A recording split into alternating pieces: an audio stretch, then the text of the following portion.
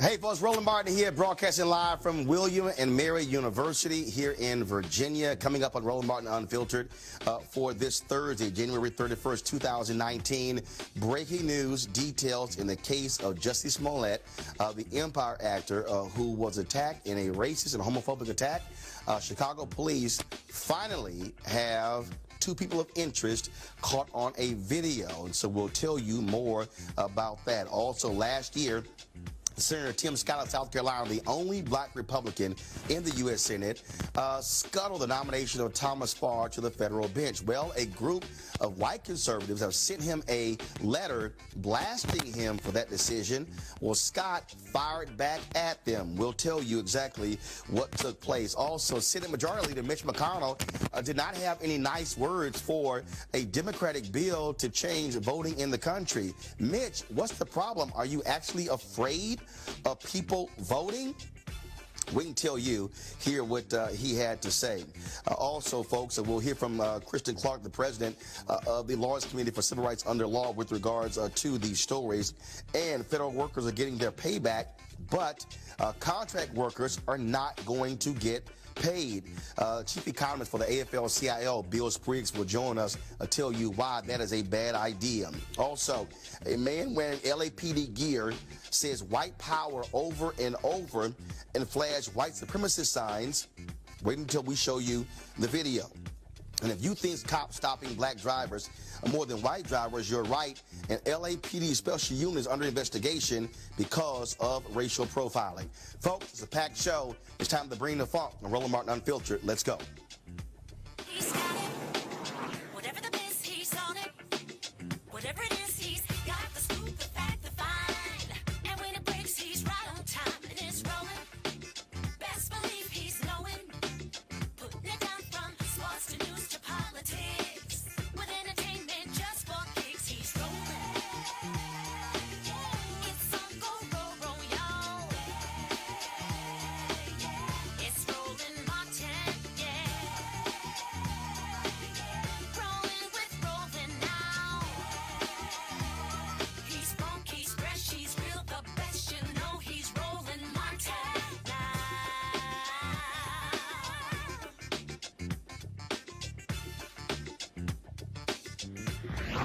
Martin. All right, folks, Roland Martin here. I am broadcasting from William and Mary University in Williamsburg, Virginia, where I'll be speaking in about an hour for their MLK program here. And, of course, we'll be talking about a variety of issues, including the issue of race in America. This week, that came to us full force when news was reported.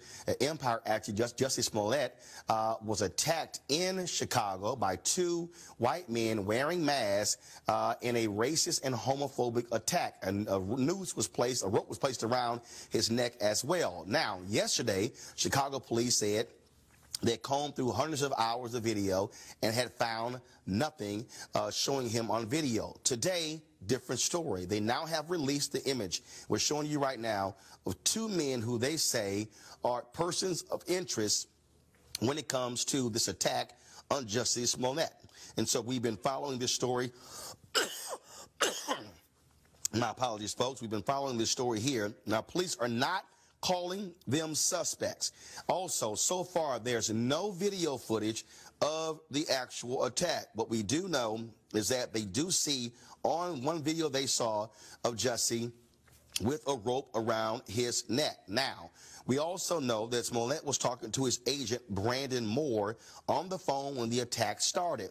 His agent, Brandon Moore, said he did hear this scuffle and heard someone shouting MAGA, but they could not identify who the individuals were. Now, one reporter is reporting that he has two sources who said that Smollett and his manager refused to turn over their cell phones to police. I sent Jussie Smollett a text message to see if that was true. I have not heard back from Jussie as of yet. Now, here's a statement that was put out by Jussie's family. In the early hours of Tuesday morning, our beloved son and brother Jussie was the victim of a violent and unprovoked attack. We want to be clear, this was a racial and homophobic hate crime. Police, again, want the public there in Chicago to identify those two individuals they released that they say are persons of interest in this attack. Also, they say they're still continuing combing through other videotape. They've expanded their zone to see if they can try to find more information on this attack. And so once we get information, we'll certainly pass it on to you. All right, folks, remember we've covered on this show the numerous conservative judges that Donald Trump has been appointing to the federal bench, some of them with strong racial issues. One of those folks is Thomas Farr. He was appointed to the federal bench out of North Carolina. This is the same state where the two current Republican senators blocked two black women who were appointed by President Barack Obama to the federal bench. Thomas Farr is somebody who has a long track record of supporting voter suppression. He was the one who argued the state's voter ID law, the one the federal court struck down and said there was laser-like precision targeting of black voters. Well, Republicans wanted to put him on the federal bench. He came out of committee, but when his vote went to the floor, Senator Tim Scott of South Carolina stepped up and said, absolutely not. I've got a problem with Thomas Farr. they pulled his name from that particular vote. Now a group of conservatives, largely white, have sent a letter to Tim Scott blasting him, saying he's doing the work of liberals. Now, here's the piece. They wrote this long letter to him, blasting him for that. Well, and this is what they said. In these difficult days, when allegations of racism are carelessly and all too often deliberately thrown about without foundation, the result is not racial healing, but greater racial polarization. Joining with those who taunt every political opponent a racist as a partisan political tactic to destroy their reputations is not helpful to the cause of reconciliation. This is what Scott said. He fired back. For some reason, the authors of this letter choose to ignore facts and instead implicate that I have been co-opted by the left and am incapable of my own decision-making. Why they have chosen to expend so much energy on this particular nomination, I do not know.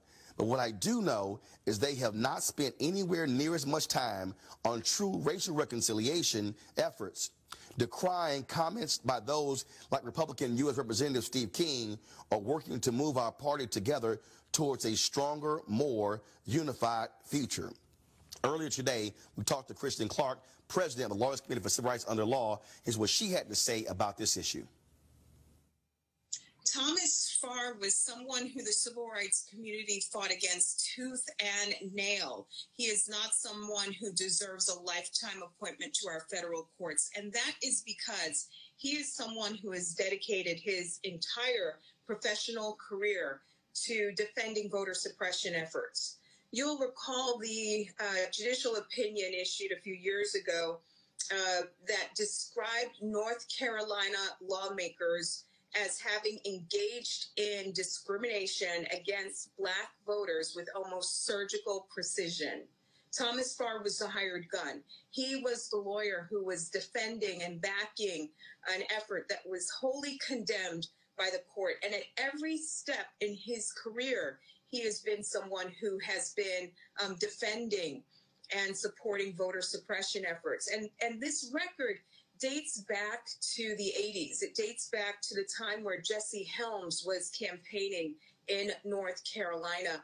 And at that time, there was an ugly voter suppression scheme that unfolded where the Jesse Helms campaign mailed out postcards to Black voters. And these postcards were intended to intimidate Black voters and threaten them with prosecution if they turned out to vote.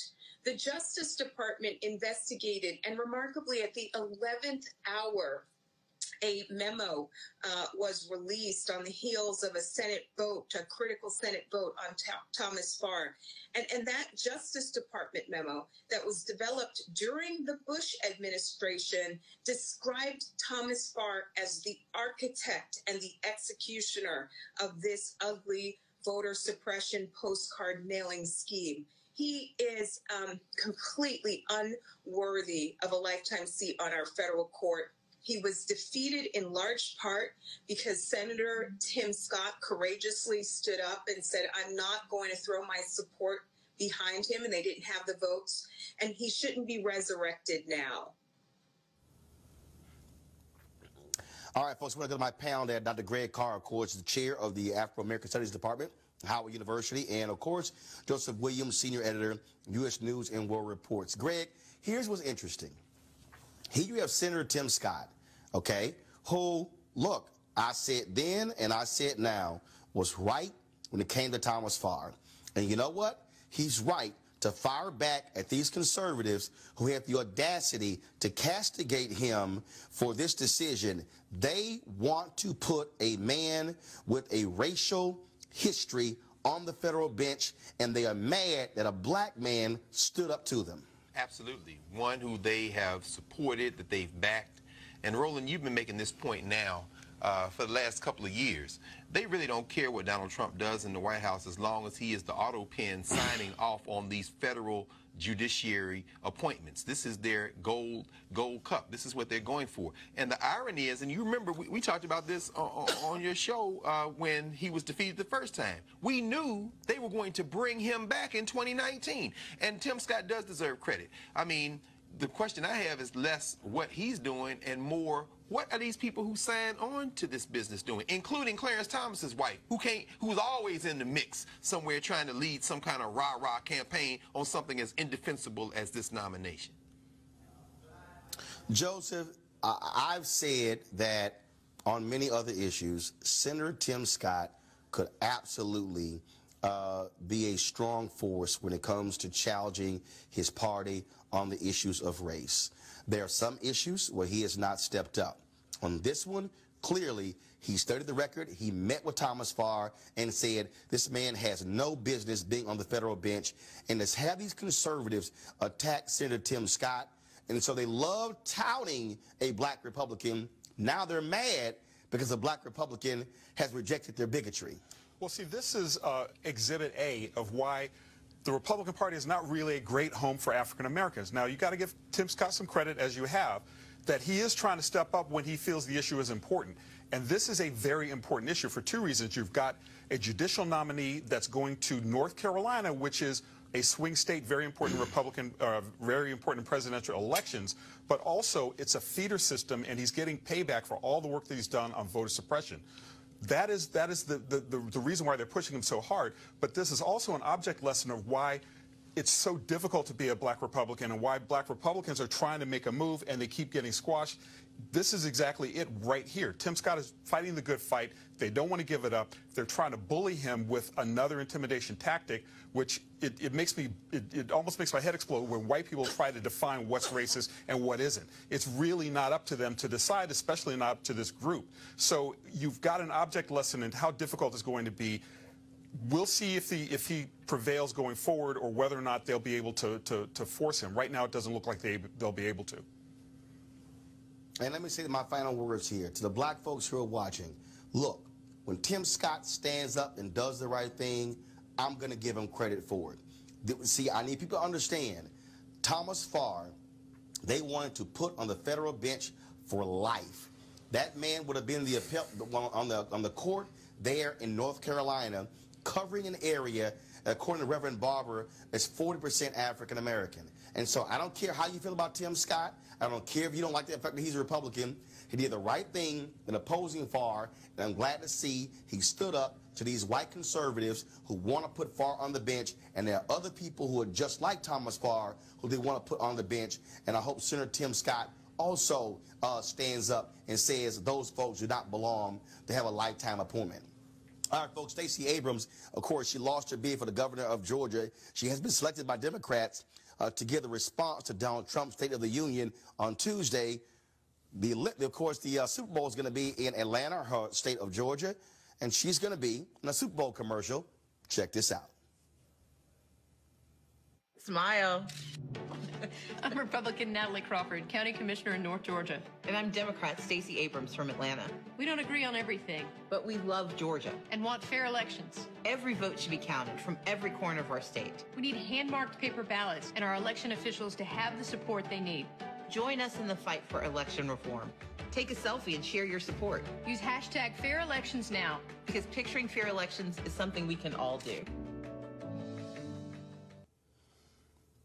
Now, folks, on a national level, as soon as Democrats took over the House, they pushed forward House Resolution 1, which aims to reform campaign finance, ethics, and voting rights, an issue Stacey Abrams, of course, has long championed there in Georgia. Now, here's the thing.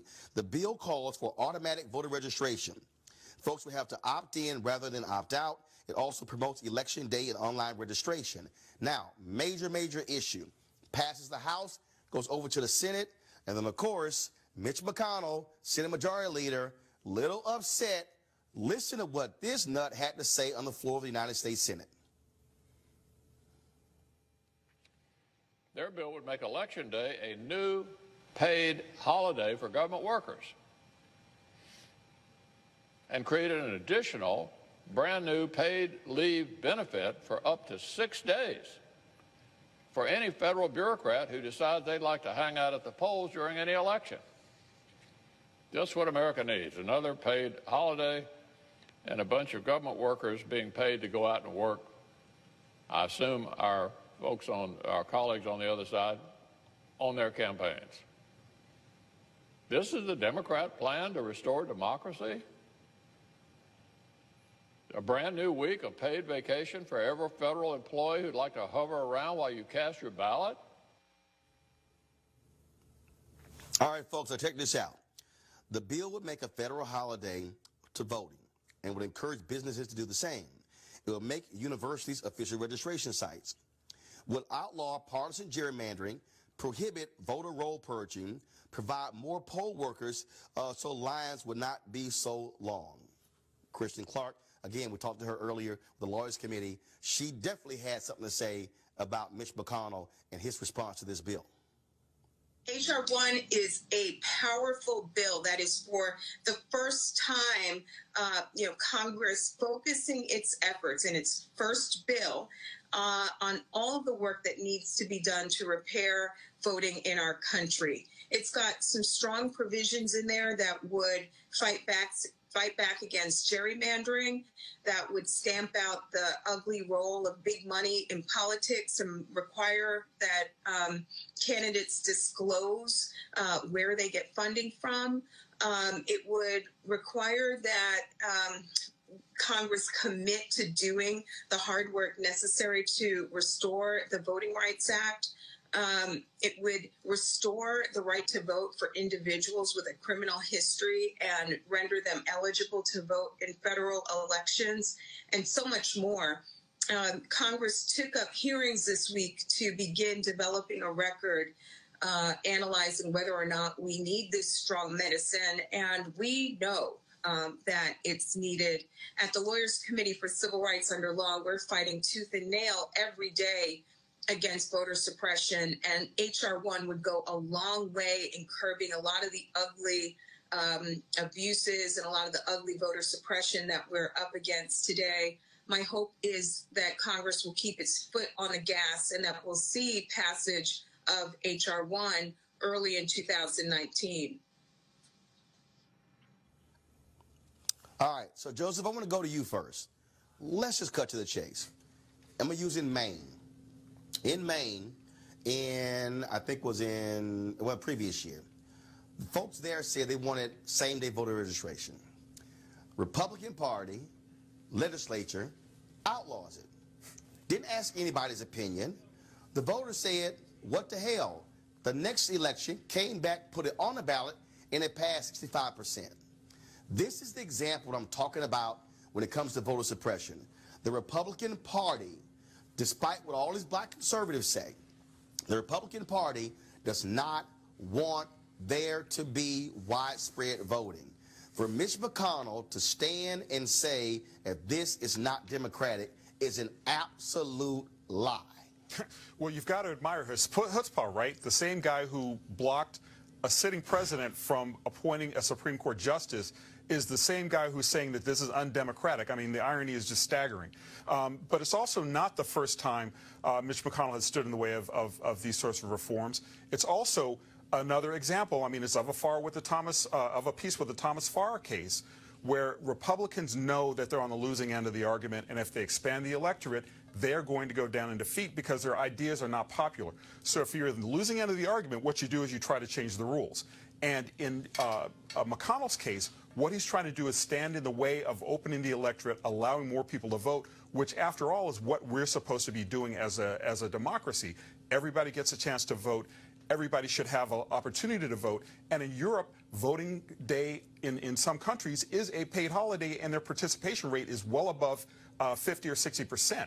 Ours, we're lucky to get 55% participation. Therefore, that means you've got a whole segment of the electorate sitting out because either they feel like they don't have the time or that it's not going to be enough time for them to cast their ballot. So I want to know what McConnell and others who are opposed to this legislation are afraid of. What are they afraid of? And the answer to me seems kind of clear, that they're on the losing end of the argument and that their ideas will probably go down to defeat unless they restrict the electorate. And Greg, this is real simple. They know if you're able to expand access to the ballot, that gets more people voting. I'm just trying to understand, every time I see people talking about our soldiers fighting for our freedom, how in the world could you even stand with a straight face and be upset about saying make a national holiday to get folks to vote? It's stupid that it's dumb that we actually vote on a damn Tuesday anyway. Well, I mean, Roland, the beautiful thing about the clip that you showed, it really shows that Mitch McConnell was not upset. He had that same unreconstructed Southern smirk that he has had on his face for the past several years. A recent biography of him done by a reporter was entitled appropriately, The Cynic. There was a long feature on him in the New York Times Magazine this weekend, and one of the things that it really showed and described is the fact that Mitch McConnell, from his position as majority leader in the Senate, has undermined the rules of the United States Senate, has turned his back on the best traditions of American democracy, and in lockstep with the fact that he realizes that he is the leader of a dying party with a dying white supremacist old male demographic, he has decided to go for complete and utter broke. He's not upset. He's happy because when he leaves this earth and goes to the grave, he will know that he has done everything he could to defend white supremacy, and he'll go down in history as one of the most counter-democratic leaders in the history of this country. And of course, we always hear Republicans talking about the American worker, but they actually screwed the American worker by Republicans refusing to grant back pay to contractors. The Senate, the House and the Senate, of course, passed the bill to reopen the government. But the problem is people like security guards, cafeteria workers, and drivers don't get back pay. Congresswoman Ayanna Pressley of Massachusetts is sponsoring a bill in the House to pay those workers. In the Senate bill, do the same thing. It has 20 Democratic senators as co-sponsors. Not one Republican has signed on. Bill Spriggs is the chief economist for the AFL-CIO. Of course, Bill, we focus on the American worker, courtesy of our folks at AFSCME, the American Federation of State, County, Municipal Employees, one of the partners here for Roland Martin Unfiltered. And it is unconscionable to have Republicans always talking about the American worker, talking about, oh, look at unemployment being so low, and then they want to screw these folks who aren't federal workers, but who are contractors for the federal government. Well, you know, one of the things is we have that many contractors because in the past Republicans have argued against having these people as public sector workers. If you had grown up in D.C. as I did, guards, the cafeteria workers, all of these were federal workers. During Ronald Reagan's era, we began to privatize those services, and we turned jobs that were solid middle class jobs into work for poverty wage jobs. And so it transformed Washington immediately because it cut off a path to middle class jobs. It's a tragedy that Congress and the president were able to shut down the government, particularly that the Republican Senate refused 34 days earlier to go ahead with what they had passed in December and tell the president we weren't going to go along with the shutdown. And the result was that contract workers were hurt. We don't know exactly how many because we don't know how their companies exactly responded, but just sort of back of the envelope, it's something like 2.6 contract workers per government worker, which would mean we're talking about close to 2 million workers who potentially are going to be affected who lost their pay. We're going to find out tomorrow when the job numbers come out. Bill, for the folks who are watching, again, when we say lost their pay, the government workers will get back pay. But these workers, so basically for more than a month, they will not get a check. So that means that these people are going to likely be behind on their rent or their mortgage or their car payments, the kids' tuition. That money will not get replaced. It won't get replaced. It won't get replaced in the economy. The rest of us have to care about it, not just because we should care about abusing other humans, but it's going to hurt. It has hurt the pocketbooks of others as well. But I think you want to be a little careful. You don't want to make it out like, oh, look, we did this for government workers and we didn't do this for these other workers. The government workers were owed as well. What Congress and the president have not done is owe up to the damage they did. This is the issue. So it's creating a hurricane and then acting like you didn't do it.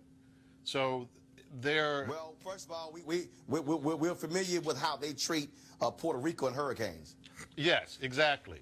They pretend it didn't happen, and they get upset when people tell them it happened, and then they want to argue about the numbers. We're going to see the numbers, like I said, tomorrow when the numbers come out. The numbers that come out tomorrow are for January, and the week that was January 12th included this shutdown that at that point had already been on for weeks. And while we've had short shutdowns, what has happened in the past is many of these companies would hold on to their workers because they knew that the government would reopen and they didn't want to lose their workforce. In this instance, it went on too long, and many of these companies, of course, could not pay workers for that amount of time without the company itself receiving money. So in some cases, like the ones who were cafeteria workers, it's because no one's going to be going to the cafeteria because the federal workers aren't there. Some of them is because the office wasn't open, so the tech workers, the security guards, those people are directly paid only when the government is open. Their business can't possibly make up for the lost revenue. So there's a lot of revenue that was lost throughout Washington and in those cities that are regional centers for the federal government. People forget Washington is where the headquarters are, but for all of the federal agencies, the majority of workers are outside the Washington, D.C. area. Right. So it's a national problem. Right.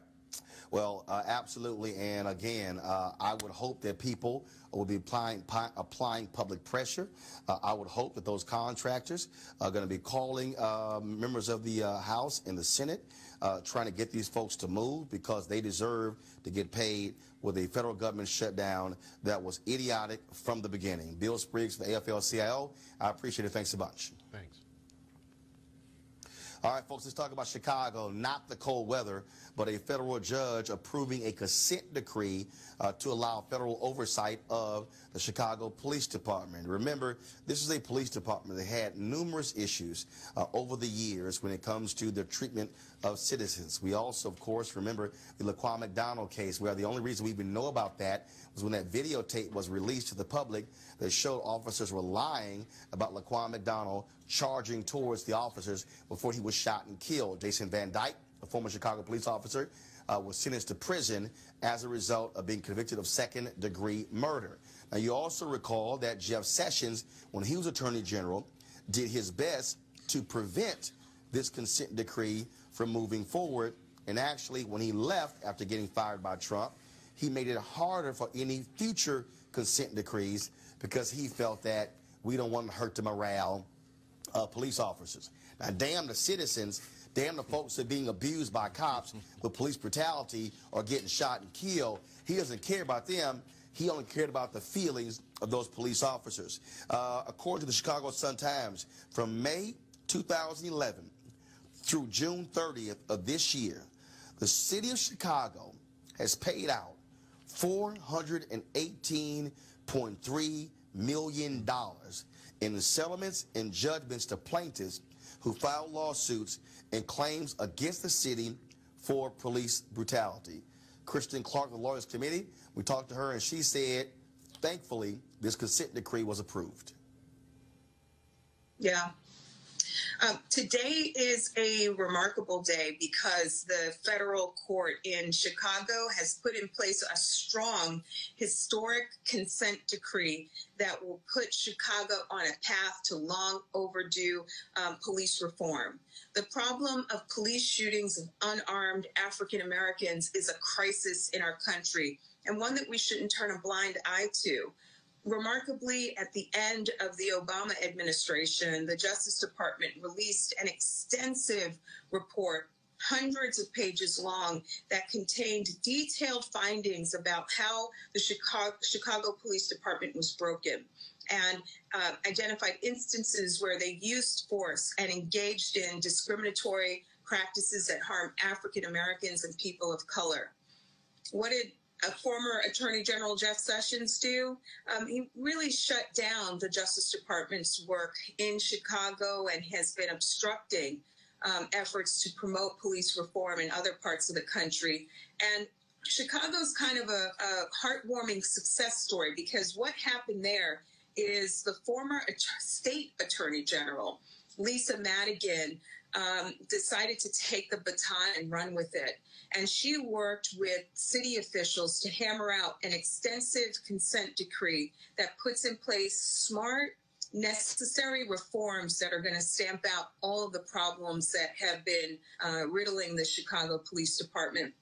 The consent decree that was approved by the court requires that they publish data on use of force on a monthly basis. It requires that they tighten their policies on when they use tasers. It requires that they document every instance where they draw a weapon, and much, much more. And all of this work was done with no Justice Department in place. This is something backed by the state. It's backed by the city, and it is something that is necessary and brings relief to the people of Chicago. Every city around the country that's struggling with the police shooting crisis that we face should look to Illinois as a model, look to Chicago as a model for the kind of reform that might be possible in their respective community. Greg, I want to go back to the importance of federal judges. This was a federal judge who approved this consent decree. This is why Republicans want to pack the federal bench, because they want right-wing judges who will not move forward with things like consent decrees. Absolutely, Roland, and as I said, you've been making this point all along, and you framed it in terms of generations, as many as 40 years out from now. They know they can't hold the electoral math. They can't. They can count, so they're going to try to lock up the federal judiciary and run their fascism through that way. Certainly, we saw in Baltimore, just after Sessions took over as Attorney General, his attempt to slip out of that consent decree. But elections matter. I mean, you've got everybody from state's attorney who had on the other night, Marilyn Mosby, to federal judges who are not going to go along with that, who are on the bench. And in this case of Chicago, this is profound. It's major, as we just heard from our friend Kristen Clark. They can't do anything about that judge. They'd love nothing more than to switch him out. But in this instance, right is right, and we know that they will receive no support from Matthew Whitaker. They won't get any support from Bill Barr. But ultimately, once you're on that bench for that lifetime appointment, you know, in the federal judiciary, this is for all the marbles. And that's why we have to get out and vote and make sure, because they can't keep doing this. This is how they're going to try to extend their rule. Mm-hmm. And see, Joseph, when I'm listening to all these people talk about, oh, I'm not going to vote unless I see this. Here's the reality. If you sue, when it comes to civil suits, when it comes to criminal cases or things along those lines, you're likely going to be filing in federal courts.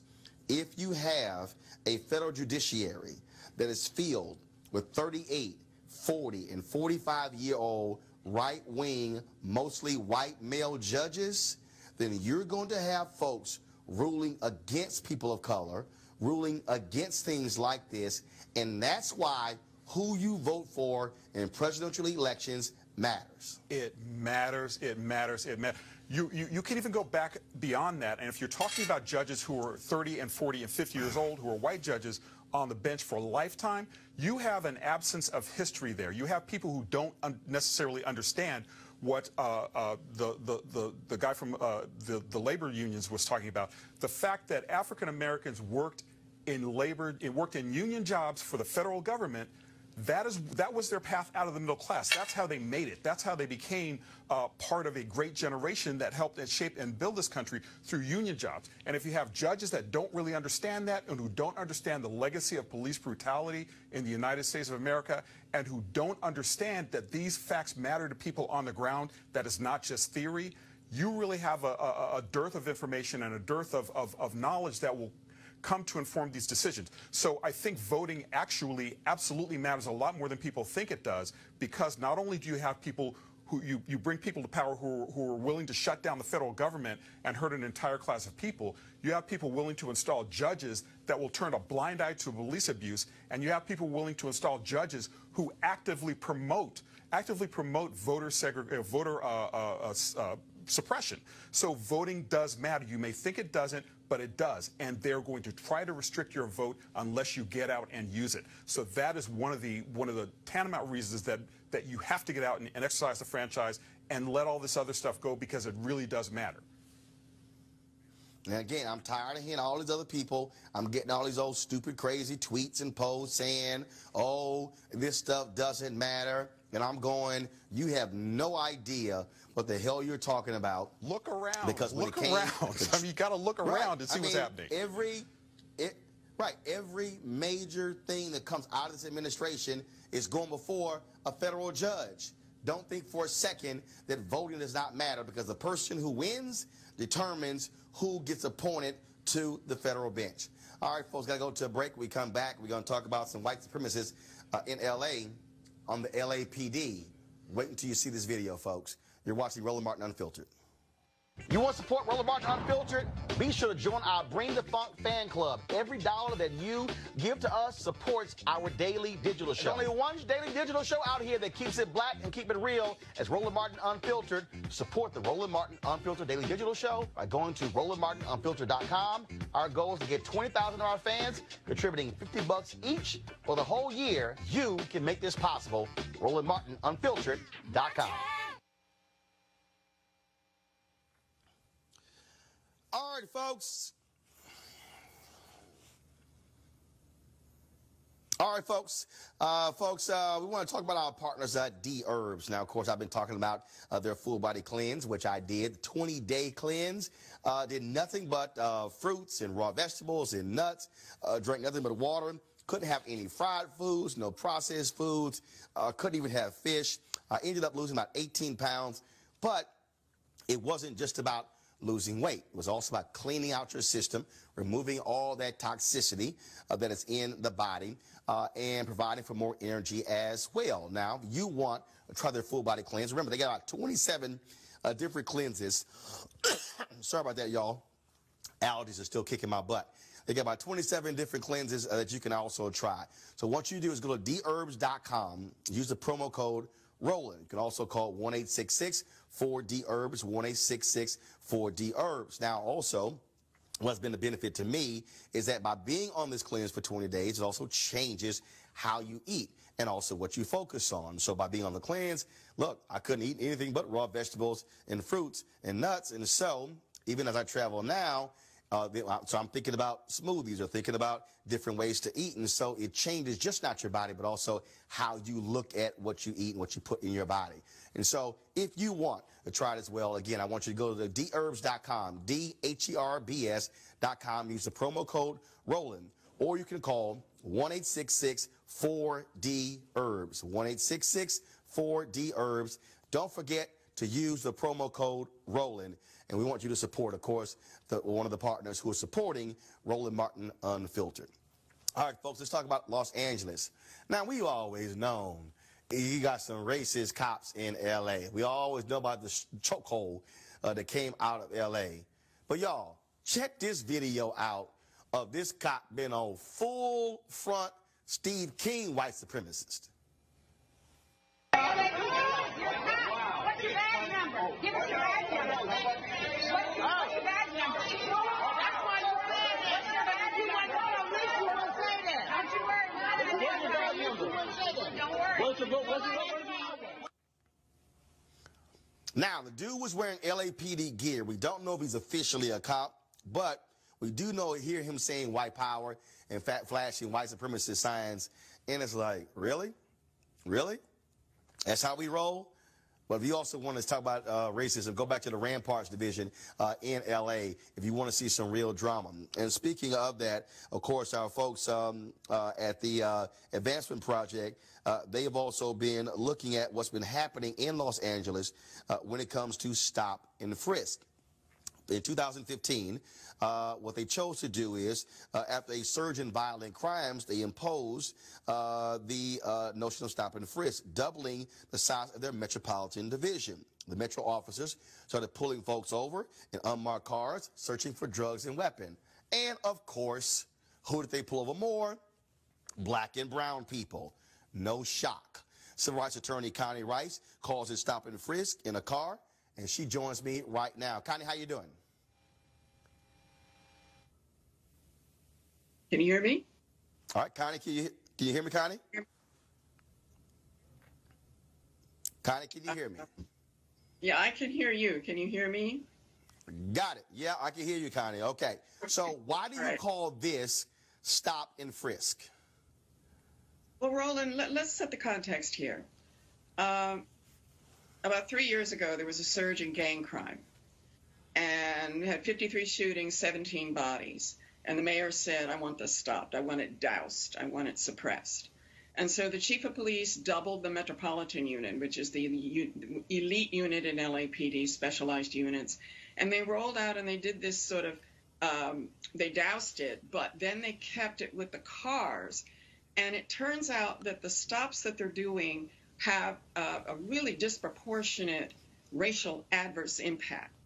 Now, when I say stop and frisk in a car, on the surface, and this is just the first level of analysis, Roland, because the data shows a big gap. It shows disproportionate impact. 90% of the stops done, 60,000 stops, 90% of them African-American and Latino, vast majority African-American. So you have disproportionate racial impact. The question is why? And why I called it stop and frisk at this stage is that when you have that level of racial impact, you've got to have a really, really big emergency to justify it. And I didn't see it. I'm waiting on more data. I'm waiting on how did they decide which cars to stop? How many times are they stopping the same people?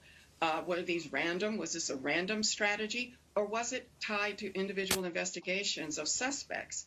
All of that will tell you whether it was justified or not. So, yeah, there's a big gap. There's big impact. When you see this level of impact, you've got to dive deep, and you've got to find some very serious reasons to have this kind of impact. Roland, as you know, I say this isn't your grandfather's LAPD.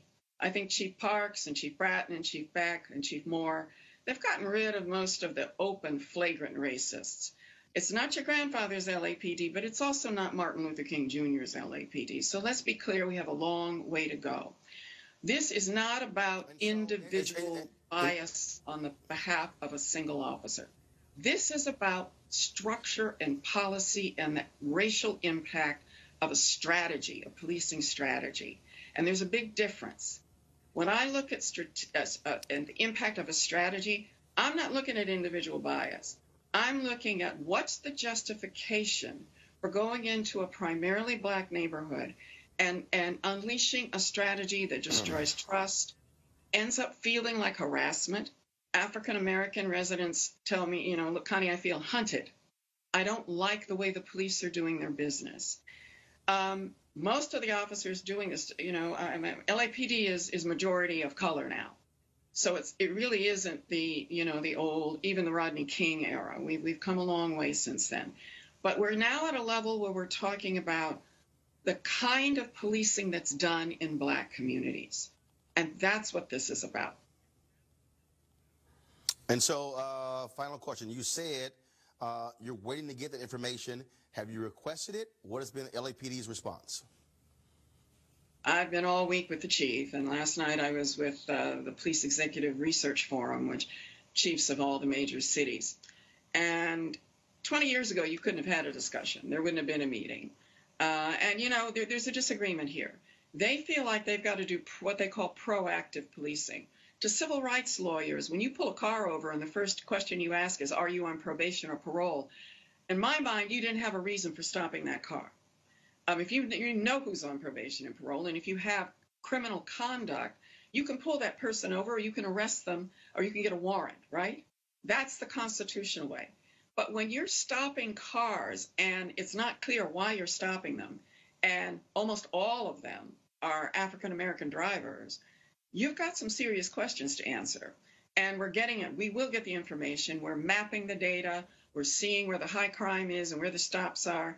And we're gonna ask them to roll this policy back and get back to the foot patrols that are done with gang intervention. That's how you build trust. That's how you actually fight crime. And you engage the gang members, not just targeting them and arresting them over and over and over again and making them even more desperate. But what you do is you give them off-ramps out of the gang life. You give the, instead of arresting them, get the ones who actually want to get out of the gang and give them a chance and deal with the conditions in the community that make this kind of policing, make the cops think that they have to police this way. I have found that if you position police to do real community policing, they'll do it. But you have to demand it, and you have to give them the tools and the partners in the community to do it. We know how to do this. We know how to do it right. We shouldn't be doing dragnets. All right, Connie Rice, the Advancement Project. We appreciate it. Thanks a lot. Thank you. All right, folks, we'll be back and Roland Martin Unfiltered in just a moment.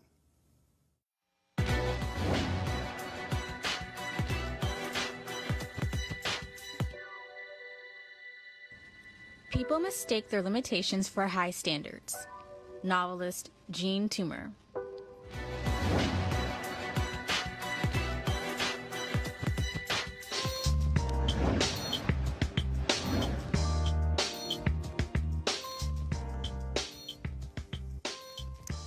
All right, folks, hashtag HBCU Giving Day. Our school for the day is Coppin State University.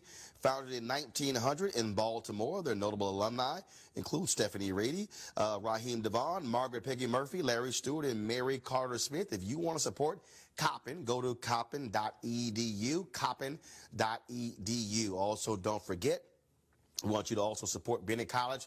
They have until tomorrow to raise that $5 million. They are very, very close to getting there. They're making that final push today and tomorrow. So we want you to support them. So please go to the Bennett College website where you can also make your donation. All right, folks, many of us are fans of the show Queen Sugar. I know I am. Of course, it is about a black family who is trying to maintain their sugar cane farm. There's a real-life Queen Sugar story happening with a black family in Louisiana. They face discrimination from the banks, the U.S. Department of Agriculture, in attempts to run them off of their land. June and Angie Provost shared their story with us at Roland Martin Unfiltered. I'm a fourth-generation farmer. We was a family operation, and I had my dad and two brothers, and we were close to a 5,000-acre farm. So in 2007, I began to purchase the farm from my dad. So I was pretty much farming solo, close to around 4,500 acres. By 2008, yes. And I acquired a farm in 2014, a couple of years after June and I got married. I purchased about 500 acres of cane stubble from him and began my... I actually was nominated for Iberia Parish Farmer of the Year. And also I won high yield for the state of Louisiana. And farming sugarcane is a passion. It's what I love. I mean, that's all I ever did do since I was a little boy. I mean, I wake up, 5 o'clock in the morning, don't get home till 8 o'clock at night, but it was never a job. It was something that we loved doing. A connection to the earth that's undescribable. Ever since I've met June, he's always talked to me about the difficulties and the struggles that he and his family had to endure, particularly in the mid-2000s to the latter 2000s, 2005 to around 2007 and onward. The intimidation factor was always there. There was always a threat of white growers picking up your land or getting unfair treatment by the bank or by the sugar mill. And that treatment escalated in 2014 when a whistleblower at the USDA led us to collecting some documents. And when we discovered what was going on, treatment towards us became very poor by these institutions. And Also, within unnamed parties within the community, we've had tractors, equipment vandalized. We've had dead animals put in equipment. We've had equipment shot at. We've had trespassers on our property. And similar to what you read and see in Queen Sugar, we've had, quote unquote, Mr. Landry come and try to purchase the farms at an unfair price in a very bullying aspect. So, I mean, that treatment and problematic behavior by a racist, systematic industry here in South Louisiana has led us to, endure some pretty difficult times. I did a calculation from 1983. I mean, there have been at least 60 African-American farm families that have went out of business. You're not talking about individuals. You're talking about farm families. Yes, and within those farm families, there are individual farms. So I mean, and that's a shame. I mean, there was a community of African-American farmers. Yes. I mean, that's all we thrived on sugarcane. I mean, this is what a lot of the families over here did. Yes. And to say that many African-American families have went out of business, it's a shame. Yes, and you talk about the wealth lost to communities. You talk about, I'm not talking about a big house or a fancy car. I'm talking about real, true wealth and health. I'm talking about bookstores, grocery stores, decent jobs, schools, healthcare. So those are the things that are lost to communities like ours when we're forced out of business by systematic racism. Currently, we are not planting any sugarcane on our farms. Currently, what June and I are doing now is we collaborated to create Provost Farm LLC. And what that is for us to get our hands back into the dirt, to get back to farming, and grow cane for producers or manufacturers who are creating cane juice, syrup, things like that, organic products and non-GMO products. We currently have a GoFundMe page that we are promoting to get Provost Farm LLC up and going. It's at Provost Farm LLC Cultivate Equity. Cultivate Equity is sort of our hashtag that we use to sort of reparations and restitution for our farm.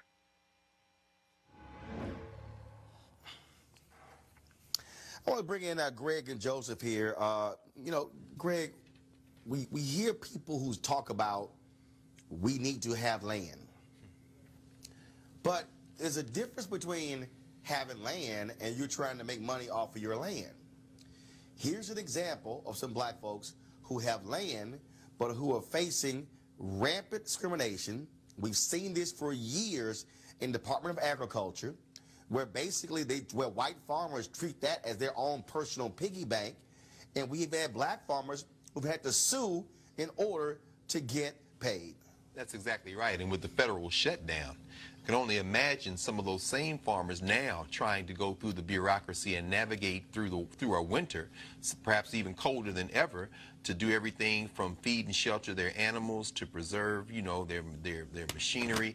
And this just makes it even much harder. I mean, that's heartbreaking, to hear the provost talk like that, and to realize that all the millions of acres we've lost throughout the South and elsewhere, all the black farmers with a much belated, although we are glad John Boyd and them saw it through, settlement with the federal government. I'm reminded on the 100th birthday of Jackie Robinson today, but it would have been 100 years old when he wrote in his autobiography, when he was born, he never had it made. At the end of his life, he never had it made. And somehow these black farmers persevere. So we not only wish them well, we have to tell this story over and over again. And I'm glad you're bringing it up today once again, Roland. Joseph, again, when we look at what they are dealing with is what we often talk about on this show, which folks are in denial, is that there are systems that oppress black folks. And when you talk about when you have banks, when you have Department of Agriculture, when you have all of these different entities that are involved, have that impact. In fact, also, we had a note here that the provosts are also suing, I believe, the bank as well. I'll have those details in a moment. But Jeff, But Joseph, we're talking about systems.